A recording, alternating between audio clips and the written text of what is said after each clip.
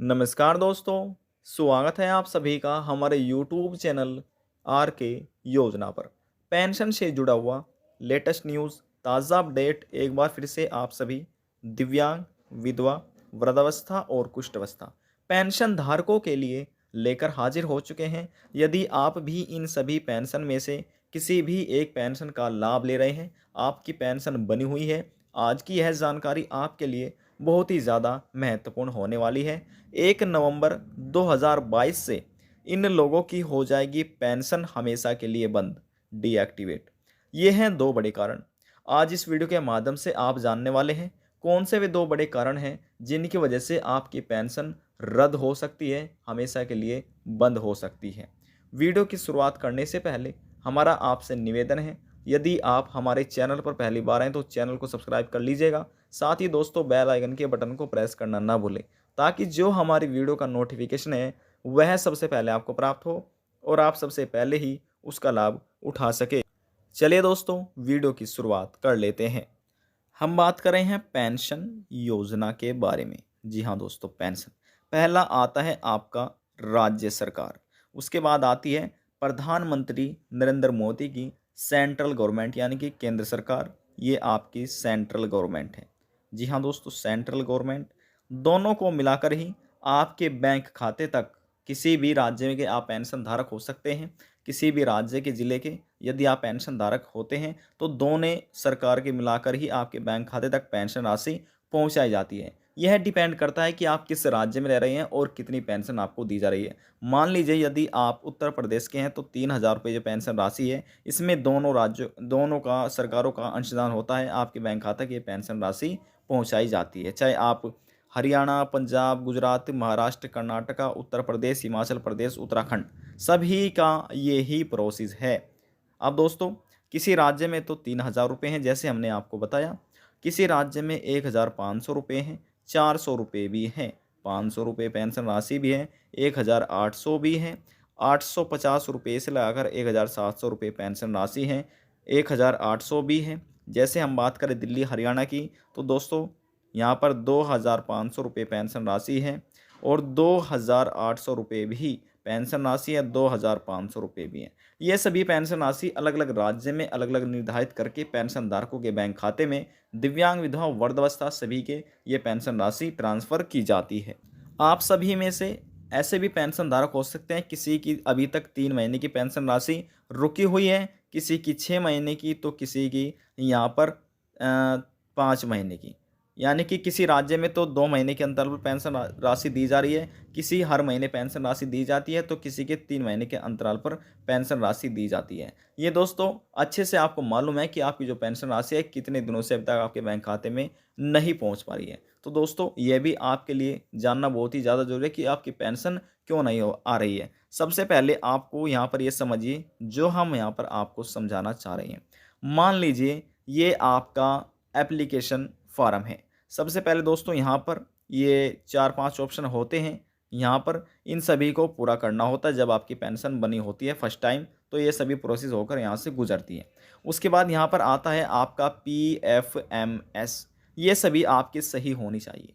ये आपका आता है PFMS, ये आपका एक्सेप्ट होना चाहिए। बहुत ही ऐसे पेंशन धारक हैं जिनका ये इनवैलिड नहीं है, यानी कि इनवैलिड है, एक्सेप्ट नहीं है, इनवैलिड है। तो ये भी एक बड़ा कारण है आपकी पेंशन ना आने का। फिर यहाँ पर आता है आपका, ये समझिए दोस्तों, यहाँ पर फिर आता है जो आपका व्यक्तित्व विवरण है, यानी आपका जो विवरण होता है, जैसे कि यहाँ पर आपका नाम आ जाता है, स्पेलिंग्स जो भी आपके नाम की स्पेलिंग्स है वह सही होनी चाहिए। यहाँ पर OBC जनरल माइनॉरिटी किस कैटेगरी में आप आते हैं और क्या आपका आधार नंबर है, आपका मोबाइल नंबर, ये सभी जानकारी आपको यहाँ पर देखने को मिल जाती है। ये सभी आपकी जानकारी सही होनी चाहिए। यदि किसी की गलत है तो ये भी बड़ा कारण है आपकी पेंशन ना आने का। फिर यहाँ पर होता है एक आपका बैंक विवरण। ये दोस्तों आपका बहुत ही ज़्यादा महत्वपूर्ण है, क्योंकि दोस्तों यहाँ पर ये देखिए, यहाँ पर इसमें आपका अकाउंट नंबर लिखा होता है, आपका FSC कोड होता है, आपकी ब्रांच कौन सी है, कहाँ पर है, ये भी सभी जानकारी यहाँ पर लिखी होती है। यदि किसी का अकाउंट नंबर गलत है, IFSC कोड गलत है, तो उनकी पेंशन नहीं आ रही है। लाखों की संख्या में, लाखों की ज़्यादा ऐसी संख्या में पेंशन धारक हैं जिनका IFSC कोड गलत है, अकाउंट नंबर सही नहीं है, तो उनकी पेंशन नहीं आ रही है। और काफ़ी ज़्यादा ऐसे भी पेंशन धारक हैं जिन्होंने आवेदन कर दिया है, लेकिन एक भी बार बैंक खाते में पेंशन नहीं पहुंच पाई है। यही वे बड़े कारण हैं जिनकी वजह से अभी तक आपको पेंशन नहीं दी गई है, क्योंकि दोस्तों यहाँ पर आपका वेरीफाइड अच्छे से नहीं हुआ है। यदि आपका वेरीफाइड अच्छे से हो जाता था तो फिर आपकी ये गलती देखने को नहीं मिलती। आपको अपने नज़दीकी CSC सेंटर पर जाना है और अपने आवेदन फॉर्म की जांच करा लेनी है। वहाँ पर आपको गलती देखने को मिलेगी, तो वहाँ पर आपको सही करा लेनी है। अपना जो आवेदन फॉर्म की पेंशन एप्लीकेशन फॉर्म की जो करेक्शन होनी है, वह आपको जल्द से जल्द करेक्शन करा लेनी है। उसके बाद आप पेंशन का लाभ प्राप्त कर सकते हैं। अब देखिए किन व्यक्तियों की पेंशन ट्रांसफ़र नहीं की गई कि हमेशा के लिए सरकार ने पेंशन को रद्द कर दिया।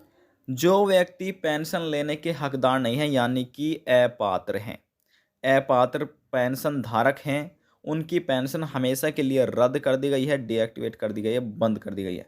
यानी कि कुछ ऐसे पेंशन धारक थे जो अपात्र थे, लेकिन गलत तरीकों से अपने दस्तावेज बनवाकर सरकार से पेंशन का लाभ ले रहे थे, चाहे वे किसी भी राज्य के पेंशन धारक थे। उनकी पेंशन को हमेशा के लिए बंद कर दिया गया है। लेकिन फिलहाल ऐसे भी पेंशन धारक हैं जो सही पेंशन धारक है, लेकिन उनकी पेंशन बैंक खाते में नहीं पहुंच पा रही है। तो दोस्तों, जैसे हमने आपको बताया, आपको ये कार्य कर लेने हैं, आपकी पेंशन आपके बैंक खाते में आना प्रारंभ हो जाएगी।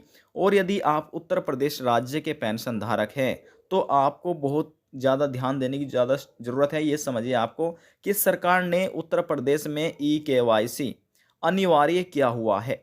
जब तक आप ई-केवाईसी नहीं कराएंगे तो आपकी पेंशन बैंक खाते में नहीं पहुंच पाएगी और भविष्य में भी आपको काफ़ी दिक्कतों का सामना करना पड़ सकता है। इसलिए आप ई-केवाईसी कराइए। जब तक आप ई-केवाईसी नहीं कराएंगे तो आपको पेंशन का लाभ नहीं दिया जाएगा। हो सकता है भविष्य में आपको भी अपात्र घोषित कर दिया जाए कि ये तो अपात्र हैं, इन्होंने ई-केवाईसी नहीं कराया है, इनकी पेंशन रद्द कर दी जा सकती है। क्योंकि काफ़ी समय से सरकार ई-केवाईसी कराने में लगी हुई है। कभी भी सरकार अपनी तरफ से ई-केवाईसी कराने की अंतिम तिथि रख सकती है। तो हम तो आपको यही कहना चाहेंगे कि आप जल्द से जल्द अपनी पेंशन का ई-केवाईसी करा लीजिए और अपने बैंक खाते में सरकार की तरफ से 3-3 हज़ार रुपये राशि जो दी जा रही है, वह आप प्राप्त कर सकते हैं। अब यहाँ पर 2 कारण आप समझ लीजिए। पहला कारण तो है आपका ई-केवाईसी, जिसकी वजह से आपकी पेंशन हमेशा के लिए सरकार रद्द कर सकती है। दूसरा कारण है जिन पेंशन धारकों ने, यानी कि 6 महीने से 7 महीने हो गए हैं, वे अपनी पेंशन के आवेदन फॉर्म की गलतियों को सही नहीं कराई है, नहीं करा रहे हैं, काफ़ी ज़्यादा समय बीत चुका है। तो ऐसी चीज़ों को देखते हुए सरकार उनकी पेंशन हमेशा के लिए रद्द कर रही है, डीएक्टिवेट कर रही है। तो दोस्तों, यदि आप भी पेंशन धारक हैं तो आपको ये कार्य जल्द से जल्द पूरे करा लेने हैं, अन्यथा आप भी अपनी पेंशन से हाथ धो बैठेंगे। आपके बैंक खाते में पेंशन का लाभ भविष्य में नहीं दिया जाएगा। आपकी पेंशन को इन 2 बड़े कारणों की वजह से रद्द किया जा सकता है। यदि आप अपनी पेंशन रद्द होने से बचाना चाहते हैं तो पहला दस्तावेज आपका डॉक्यूमेंट है, वह आपका आधार कार्ड है। दूसरा है आपका मोबाइल नंबर। जी हाँ दोस्तों, मोबाइल नंबर है। तीसरा दस्तावेज है आपका, जिस बैंक में आपकी पेंशन आती है उस बैंक की पासबुक की फ्रंट पेज की फ़ोटो स्टेट आपको करा लेनी है। इन तीनों दस्तावेज की बैंक की पासबुक की फ़ोटो स्टेट करा लेनी है। और जो भी आपका जिला समाज कल्याण है, यानी कि जिस ज़िले में आप रहते हैं वहाँ पर सभी का एक जिला समाज कल्याण होता है। वहाँ पर सभी पेंशन धारकों की देखरेख की जाती है। आपके ज़िले के जितने पेंशन धारक हैं, तो ज़िले में अधिकारियों के पास जाकर आपको ये सभी दस्तावेज जमा कर देने हैं। इससे आपका ये होगा कि जो आपकी पेंशन गलतियाँ हो रही है वह सुधार करा ली जाएगी। और यदि आप उत्तर प्रदेश के हैं तो आपको ई-केवाईसी का भी कार्य पूरा कर दिया जाएगा। इसके बाद आपकी कुछ हफ्तों के बाद जो पेंशन है वह आपके सही कर दी जाएगी। फिर आपका नाम अगली बार जब पेंशन ट्रांसफ़र की जाएगी तो लिस्ट में आपका नाम भी शामिल कर लिया जाएगा और आपके बैंक खाते में 3-3 हज़ार रुपये की जो पेंशन राशि है उसको ट्रांसफ़र कर दिया जाएगा।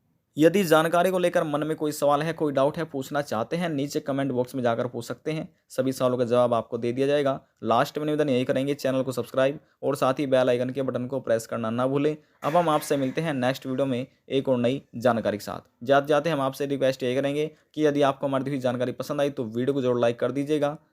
जय हिंद, जय भारत।